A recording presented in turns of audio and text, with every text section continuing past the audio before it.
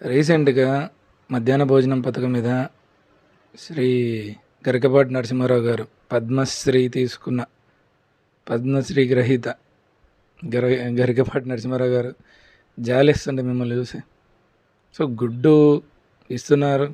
So చిన్నపిల్లలకి protein ఇవ్వకుండా ఏం చేస్తారండి? వాళ్ళందరూ పేదరికం నుంచి వచ్చిన పిల్లలు ఉంటారు, కూలీ నాలి చేసుకునే పిల్లలు ఉంటారు. అందరూ మీలాగా డబ్బున్నోళ్ళు కాదు. సో వాళ్ళకి భోజనం పెడితే మీకేంటండి ప్రాబ్లము? శోభనం పెళ్ళి కొడుకులు అవుతారా? భోజనం పెడితే శోభనం పెళ్ళి కొడుకుల ఎలా మాట్లాడుతున్నారు? ఏదో 10 మంది నవ్వించడానికి మాట్లాడే మాటలు కాదు. పద్మశ్రీ హోల్డర్గా మీరు కరెక్టా కాదా అనేదే డౌట్ వస్తుంది జనాలందరికీ.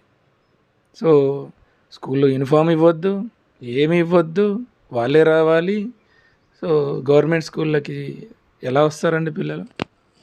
సో మీరు మాట్లాడే మాటలు కొంచెమైనా మీకనే న్యాయంగా అనిపిస్తున్నాయా? ధర్మంగా అనిపిస్తున్నాయా?